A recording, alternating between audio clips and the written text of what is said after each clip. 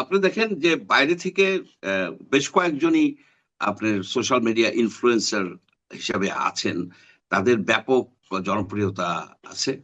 বেশ কয়েকজনের ব্যাপক জনপ্রিয়তা আছে দেশের মধ্যেও এবং বিদেশে যারা প্রবাসী আছেন তাদের। কিন্তু এদের দুই একজনের উদ্দেশ্য সম্বন্ধে আমার কিছু কিছু সন্দেহ আছে। যেমন ধরেন পিনাকি ভট্টাচার্য, ওনার অনেক ফলোয়ার, উনি প্রায়শই প্রতিদিনই নানাবিধ দেন, আপনার ভিডিও বার্তা বা এপিসোড করেন।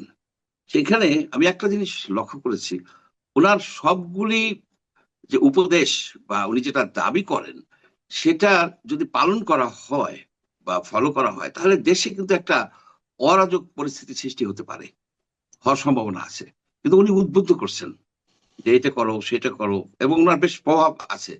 কিন্তু এন্ড রেজাল্ট হচ্ছে যে এটা করা হলে যে দেশের ভিতর অরাজক পরিস্থিতির সৃষ্টি হয়। এখন সবাই চাচ্ছে দেশে যেন শান্তি শৃঙ্খলা বজায় থাকে, কারণ আমরা জানি আমরা একটা খুব কঠিন সময়ের ভিতর দিয়ে জাতি পার করছে। এখানে আমাদের যে প্রতিবেশী, সে আমাদের বৈরী একটা অবস্থান নিছে।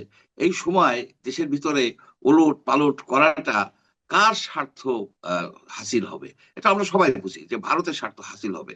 এখন পিনাকি কি ভারতের এজেন্ট হিসাবে এইসব কাজ করে যাচ্ছেন কিনা, এটা নিয়ে আমাদের কিন্তু ভাবতে হবে। না, ওনার কথা আমি বিশ্বাস করতাম যদি উনি একজন অনেস্ট ব্যক্তি হতো।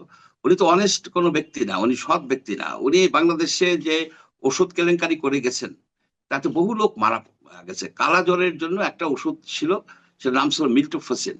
এখন পপুলার ফার্মাসিউটিক্যালস বলে একটা কোম্পানির উনি ছিলেন চিফ অপারেটিং অফিসার, মানে অনেক উচ্চ পদের একজন।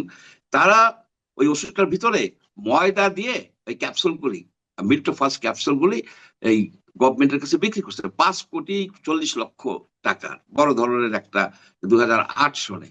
তাতে এই ময়দার গুলি দিয়া ক্যাপসুল খাওয়ার ফলে এই কালাজ্বরের অনেক রোগী মারা গেছে। এক হিসেবে দেখা গেছে 289 জন রোগী মারা গেছে। এবং পরে উনি একটা স্টেটমেন্ট দিচ্ছে যত সম্ভব 2019 সনে, যে উনি ওই এই পপুলার ফার্মাসিউটিক্যালস এর যত অফিসার কর্মচারী কর্মকর্তা ছিল তাদেরকে বাঁচানোর জন্য উনি এই কাজটা করছেন। উনি একজন ক্যাপিটান ঠান এইসব নানাবিধ কথা দিয়ে লিখছেন। কিন্তু বাস্তবতা হলো যে ওনার তো জেলে থাকা উচিত।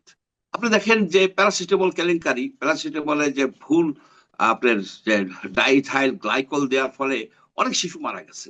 একটা ছিল অ্যাড ফ্লেম বলে একটা কোম্পানি, তাদের একজন ম্যানেজার ছিল একটা হিন্দু ভদ্রলোক। উনি ওই ওই ওই 2 নম্বরটা দিয়ে টাকা টাকা মাইরা ইন্ডিয়া চলে গেছে। আর পিনাকি এখানে রুগী মাইরা প্যারিসে যাইয়া সে এখন নানাবিধ দেয়। তার তো বাংলাদেশে আসা এই জিনিসটা ক্লিয়ার করা উচিত।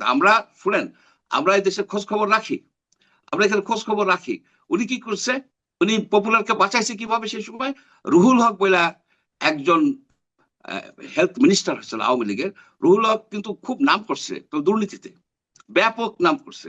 রুহুল হকের মাধ্যমে উনি ওইটাকে টেকনিক্যাল ফেলিওর দেখাইছে। এটা ছিল ক্রিমিনাল অফেন্স, এটা ক্লিয়ারলি ক্রিমিনাল অফেন্স। এক মামলা হয় নাই যার জন্য এতগুলি রোগী মারা গেছে। 5 কোটি টাকার আপনার ওষুধ উনি ময়দার দিয়ে ডলার দিচ্ছে, উনি স্বীকার করছে ওনার লেখায়। তো সেই লোকের কথা বাঙালিরা কি এই খায় নাকি? এই যে কি বলে চানাচুর খায়, সব কথা শুনে নাকি? পিনাকির কোনো কথা শোনা উচিত না। প্রথমত সে একজন ডিজনেস্ট পার্সন, একজন দুর্নীতিবাজ লোক, একটা ধান্দাবাজ, একজন অসৎ ওষুধের নকল ওষুধের ফেরিয়ালা। তার কথার কি ভ্যালু আছে? সে এক একদিন নানাবিধ কথা বলে। মানে ডক্টর ইউনূসের যে অ্যাডভাইজারি প্যানেল আছে এটা দুর্বল, কিন্তু তারপরে পিনাকি ওইখান থেকে এক একজনকে অ্যাটাক করে। আজকে আসিফ নজরুল অ্যাটাক করলো, কালকে আর একজনকে অ্যাটাক করলো। ওয়াই? তুমি যদি তুমি দেশে আসো, দেশে এসে দেখো দেশের সমস্যা কি করো। তুমি প্যারিসে বসে কি করতেছো? তুমি ওষুধ চুরি করে চলে গেছো। একজন ওষুধ চোর, 279 জন লোক মারা গেছে। সেই কেস ইনভেস্টিগেট করা উচিত। ডব্লিউএইচওর কাছে সকল আছে, রিপোর্ট আছে। আপনার সব জায়গায় এগুলি নিয়ে আলোচনা হয়েছে। কিন্তু উনি ওই যে রুহুল হক, ওই যে দুর্নীতিবাজ, তাকে টাকা পয়সা দিয়ে ম্যানেজ করছে। তাতে প্রথমত আমাদের এই সরকারটা একে তো দুর্বল সরকার, সেই সরকার থেকে উনি আরো বেশি অস্থিতিশীল করতেছে। এবং উনি দেশের ভিতরে অনেক গন্ডগোল পাকানোর চেষ্টা করছেন। কখনো বলে যে কি শহীদ মিনারে যায় আপনারা ওত নেন, এটা করেন, কখনো বলে যে এই বাড়ি এই বুলডোজারদের ভেঙে দাও। সবকিছুর উস্কানিমূলক। এন্ড রেজাল্ট হচ্ছে যে অস্থিতিশীল অবস্থা হইলে এই দেশের বেনিফিট পাবে হচ্ছে আপনার ভারত।